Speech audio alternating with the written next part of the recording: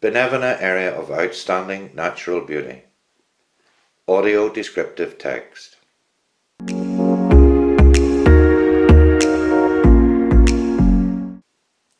This video is an audio description of the Binevenagh area of outstanding natural beauty guide. The guide sets out some key information about the area and its history.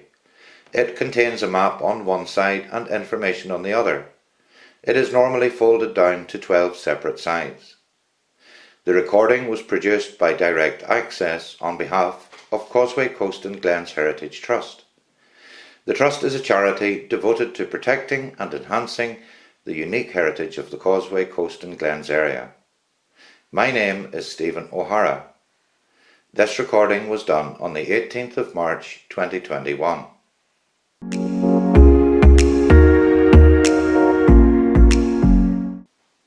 Contents.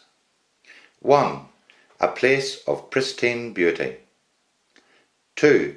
So much to see and do. 3. Natural heritage. 4. What to see and do. 5. People and places. 6. History and mystery. 7. How to get there. 8. Leave no trace. 9. Visitor information and our funders.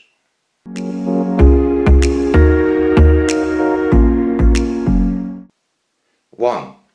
A place of pristine beauty. Welcome to Binevenagh area of outstanding natural beauty. This region has some of the most beautiful and varied scenery in Northern Ireland. A high upland plateau, dramatic cliffs, pristine dune systems and long sweeping beaches. By exploring its rich natural, cultural and built heritage, you will discover the many distinctive features that combine to make Binevenagh area of outstanding natural beauty's unique character. The landscapes of Binevenagh are of national importance, and in 2006 it was recognised as an area of outstanding natural beauty. This was a redesignation and extension of the North Derry area of outstanding natural beauty designated in 1966. The award of Area of Outstanding Natural Beauty status is designed to preserve and enhance this wonderful area so that it can be enjoyed by present and future generations.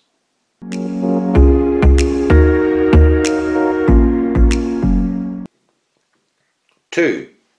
So much to see and do. This video will help you to explore Binevenagh area of outstanding natural beauty. The area encompasses some of the most stunning scenery and landscapes in Northern Ireland. At its centre is the dominant escarpment of Binevenagh. Its steep sides are covered by rocky crags, scree slopes and a patchwork of forestry plantations, deciduous woodland, grassland and heath, environments which support a diversity of wildlife.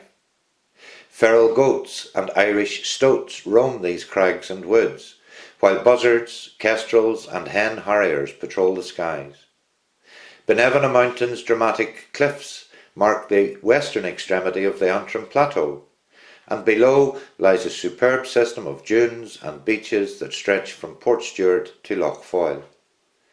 The area of outstanding natural beauty stretches beyond this to Ball's Point at the mouth of the River Roe. In the distance across Lough Foyle lies the Inishowen Peninsula of County Donegal.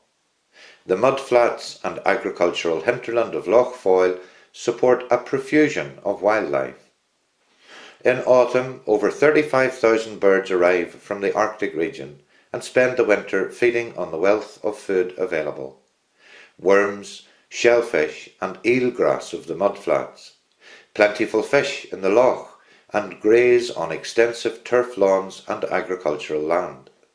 These include around 3,000 Brent geese from Arctic Canada and internationally important populations of whooper swans and bar-tailed godwits.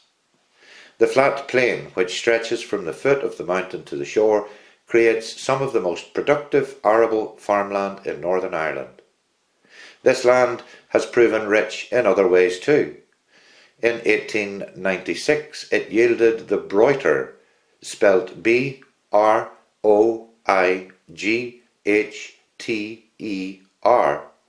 gold hoard consisting of necklaces, a torque, a collar, and miniature boat complete with oars. It has been described as the greatest gold hoard in Ireland.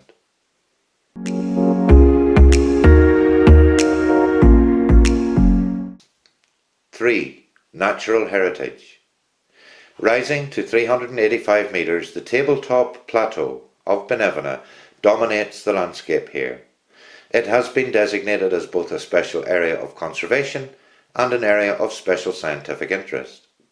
Some areas on its upper surface form an important raised bog which supports many rare bog plants and mosses, such as Sphagnum imbricatum, spelled Sphagnum, then Imbricatum. The wet flanks of the mountain are home to an important and diverse range of grasses, rushes and sedges, and in summer the mountain is swathed in the pure white of bog cotton. The distinct purple colour of bell heather, a low spreading shrub growing to 60 centimetres tall, with fine needle-like leaves 4 to 8 millimetres long, arranged in whorls of 3. The flowers are bell-shaped. There are also yellow star-like flowers of bog asphodel present, spelt Asphodel. The special habitats on Binevenagh support a range of rare Arctic alpine plants, such as purple saxifrage, spelt Saxifrage, moss campion, and the evergreen juniper. Foundations of Binevenagh. The layers of basalt rock that form Binevenagh were laid down some 60 to 65 million years ago, the same time as the Giant's Causeway. Massive outpourings of molten rock called lava gradually cooled in a series of flows. These can clearly be seen as distinct bands in the rock. There are huge areas of slippage at the western end of the cliffs. These were caused by ice action towards the end of the last glaciation. The softer clays and chalk below the basalt were cut away when the ice melted around 12,000 years ago. There was nothing to support the basalt above. The basalt therefore slumped down to its present position. Sand and sea. Magilligan has been designated a special area of conservation. This beautiful area contains one of the largest and best conserved dune systems in the United Kingdom and Ireland. The council-owned section of dunes at Benone contains a well-maintained local nature reserve, with boardwalks providing access through the dunes. The many different habitats in the sand dunes support a wide variety of birds. Meadow pipits and skylarks nest in grassy tussocks, while stonechats and whitethroats nest in patches of scrub. Ringed plovers nest on the sandy shores amongst the shingle, and in winter they are often joined by sanderlings, dunlin, and oystercatchers. You may even be lucky and see a peregrine falcon hunting its prey. Peregrines nest on the cliffs in spring, early summer. And be careful where you walk.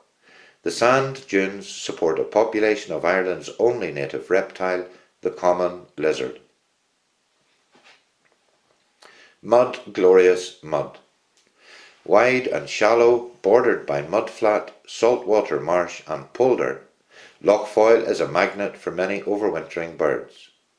At low tide, the vast mudflats provide a banquet of small intertidal animals such as lugworm, shrimps, ragworm and periwinkles, for birds such as bar-tailed godwits, curlews and oystercatchers. There are also large areas of eelgrass, favoured by the Brent geese. If you're lucky, you may spot an otter. In recognition of its international importance to birds, Lough Foyle's mudflats have been designated a Ramsar site, spelled R-A-M-S-A-R. It is also a special protection area. The waters of Lough Foyle are home to many important fish species, including Alice shad, twait shad, smelt and the sea lamprey. Down to the river. The rivers Lower Bann, Curly and Roe traverse this region. The Lower Bann is especially important for eels. They arrive as small transparent elvers or glass eels, having crossed almost 5,000 kilometres of the Atlantic Ocean from the Sargasso Sea. They then make the hazardous journey upstream to Lough Neagh, where they spend the next 11 to 14 years. The rich fish life of the Bann estuary supports diving birds in winter, such as goldeneye and red-breasted mergansers, spelled Mergansers. The River Roe is noted for its Atlantic salmon and sea trout, and its upper headlands are important spawning grounds for both species. October sees the run of salmon as they head up towards their spawning beds, having spent at least one winter at sea. Agriculture and wildlife. Agriculture expanded rapidly in this region throughout the 19th century, facilitated by the spread of new farming techniques and machinery, and the expansion of fertile farmland, as more ground was reclaimed from the sea. The network of open drainage ditches that crisscross the farmland are a wonderful place to spot rare waders, as well as little egrets and greenshank.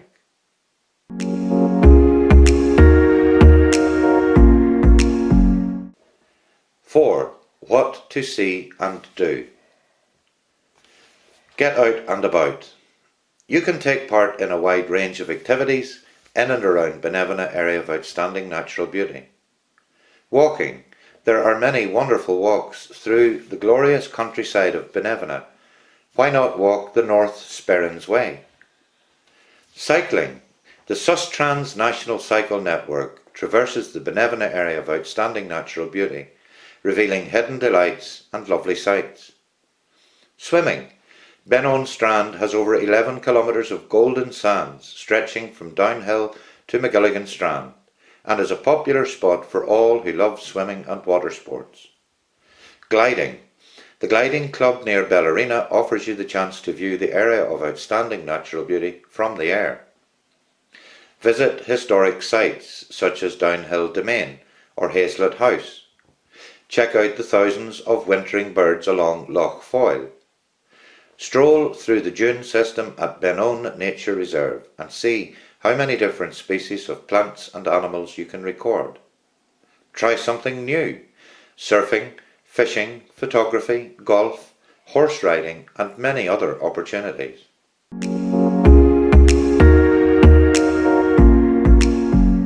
Five, people and places. Downhill Domain and Mussenden Temple. Sitting atop the cliffs at Downhill, overlooking the ocean and flanked by Castle Rock Village on one side and Downhill on the other, is Downhill House. It was designed and built by an 18th century eccentric, Frederick Hervey, Earl of Bristol and Bishop of Derry. What started off as his holiday home grew over the years as he sent back ever more art and artefacts from his journeys to continental Europe. At its peak in the 1790s, Downhill contained works by Rembrandt, Raphael, Titian, Dürer and Caravaggio, artists whose work can only be seen in major galleries today. Much of the building was destroyed by fire in 1851 before being rebuilt in the 1870s. It fell into disrepair after the Second World War, and today only its ruins remain. Beautiful walks past them take you to Mussenden Temple, a perfect classical rotunda perched perilously close to the cliff edge, inspired by the Temple of Vesta in Rome. It is said that Hervey wanted to transport the original back from Rome, but the Pope refused to sell. Once ornately decorated inside, Hervey used it as a cliff-top library. A strong believer in religious tolerance and equality, he had a room built underneath the temple where Catholic priests could say Mass.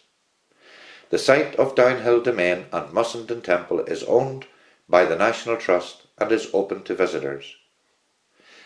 Hazlet House outside Castle Rock is a beautiful thatched cottage dating from around 1691. Not only is it Northern Ireland's oldest surviving thatched cottage, its rough cast walls hide a fascinating early frame of curved timbers called crux, spelt C-R-U-C-K-S. The cottage was probably built as a parsonage for the rector of Dunbow and was taken over by a Presbyterian farmer, Isaac Hazlet, in 1761. His family lived there until the National Trust acquired the property in 1976. Martello Tower. Walking through the dynamic sand dunes at McGilligan Point, one feature stands out in this otherwise natural environment. The Martello Tower is a lasting reminder of the Napoleonic Wars of the late 18th and early 19th centuries. This excellent example from 1812 is one of 74 built in Ireland towards the end of the wars. Designed to house an officer and 12 men, it originally had a 24-pounder cannon mounted on top to protect the entrance to Lough Foyle from a French naval attack. The tower was built over a spring to ensure a supply of fresh water in case of a siege. A similar tower stands derelict in Greencastle on the other side of Lough Foyle. McGilligan has always held strategic significance. During the Second World War, the level land around Lough Foyle was ideal for Air Force bases, and the loch's well-sheltered natural harbour formed a vital base for convoys and escort ships waiting to cross the Atlantic. Lough Foyle became the major focus for waging the Battle of the Atlantic, a fact emphasised by the selection of Lissahallie at the mouth of the River Foyle as the point to which the German U-boat fleet reported to surrender in 1945. Castle Rock. The Belfast and Ulster Towns Directory for 1910 describes Castle Rock as a pretty little seaside village with a population of 145. Over a century later, it is still a pretty place, although its population has grown considerably. The village owes its existence largely to the development of the railways. In 1853, the London Derry and Coleraine Railway Company opened a line between these two towns. It was a major engineering achievement, requiring tunnels to be cut through two headlands on the route between Castle Rock and Downhill. They are still the longest railway tunnels in Ireland, measuring 610 and 280 metres respectively. Travel writer Michael Palin described the train journey between Londonderry and Coleraine as one of the most beautiful rail journeys in the world.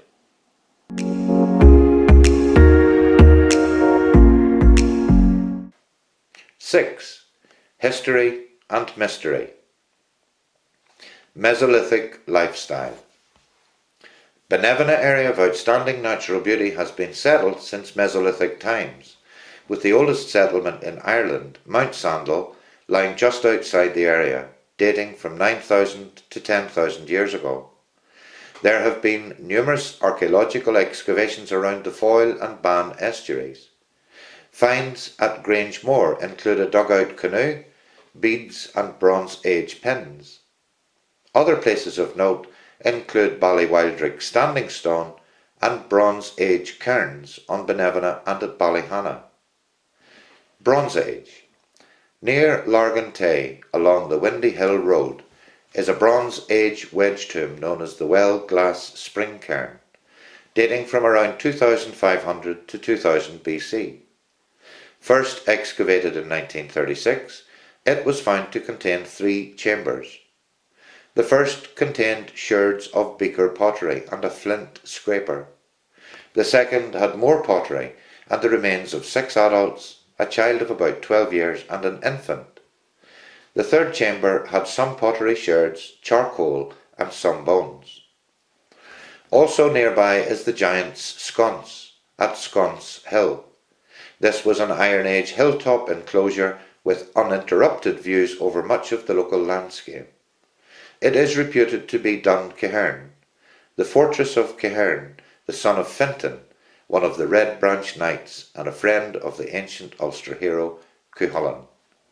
In its heyday, the walls of this citadel were 5 to 8 metres thick, with passages inside.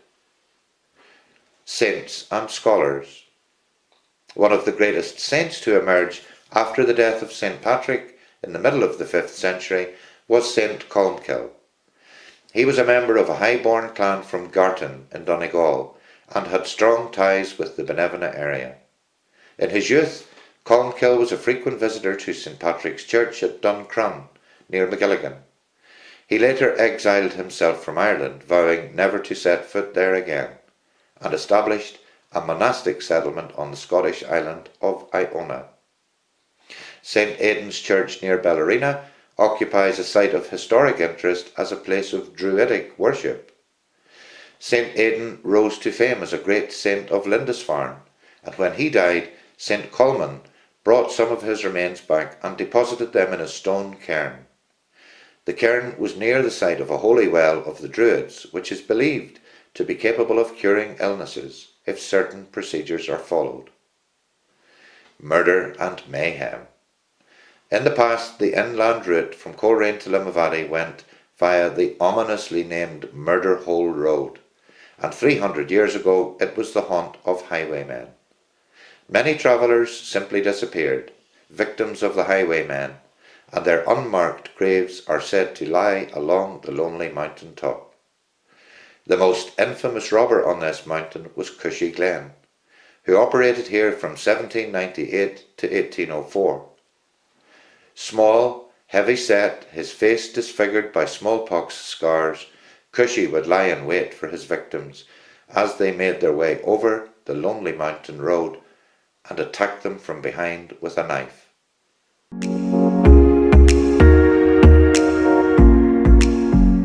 Seven.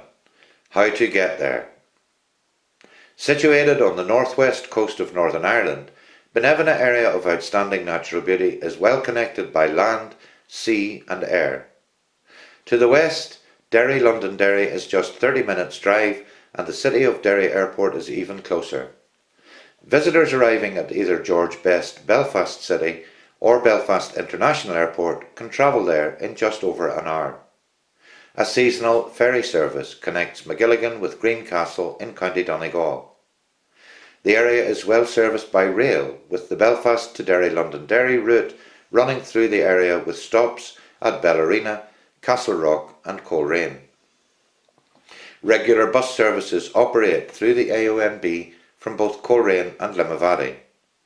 Part of the Causeway coastal route follows the A2 around the coast, while the A37 connects the main towns of Coleraine and Limavady. Cyclists can alternatively use the Sustrans National Cycle Network Route 93, whilst walkers can enjoy the waymarked trails of the Ulster Way, North Sperrins Way and Appalachian Trail, which traverse Binevenagh.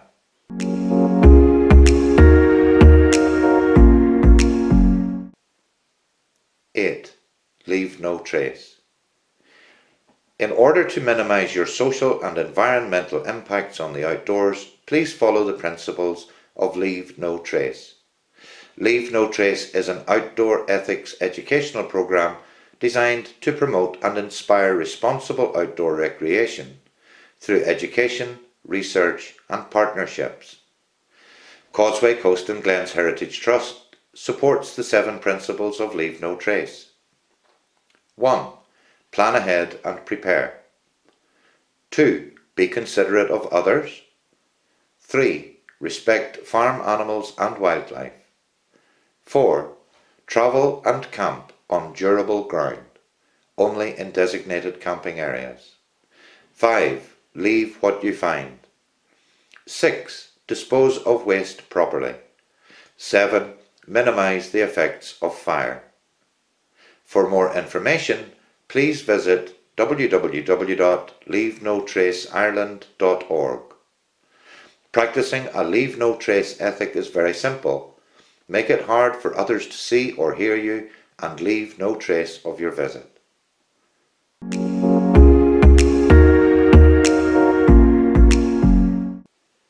9. visitor information and our funders. For visitor information, go to discovernorthernireland.com. The Binevenagh and Coastal Lowlands Landscape Partnership project is working to develop recreation and heritage resources in the area, as well as supporting the natural environment. Go to @Binevenagh and Coastal Lowlands on Facebook to find out more. This is an update and is not in the paper copy of the guide. This video is part of Causeway, Coast and Glens Heritage Trust's ongoing work to promote the special qualities and heritage of our protected landscapes. The publication and further information can be found at ccght.org. Follow us on Facebook at Causeway, Coast and Glens Heritage Trust or Twitter at ccght. The following logos are on the screen. Causeway, Coast and Glens Heritage Trust in red with 2 ferns. Antrim Coast and Glens Area of Outstanding Natural Beauty logo illustrating cliffs by the sea. Binevenagh Area of Outstanding Natural Beauty logo featuring a building on a cliff face. Causeway Coast Area of Outstanding Natural Beauty logo featuring a duck on the coast. We are grateful to our funders who are Department of Agriculture, Environment and Rural Affairs logo, Northern Ireland Environment Agency logo with the E illustrating land, sky and sea, Causeway, Coast and Glens Borough Council logo, Mid and East Antrim Borough Council logo, Tourism Northern Ireland logo with a red and white shamrock on a green background. A special thanks for supporting these videos to Department for Communities logo in English, Irish and Ulster Scots. Heritage Fund logo illustrating fingers crossed. This marks the end of this recording. Thank you.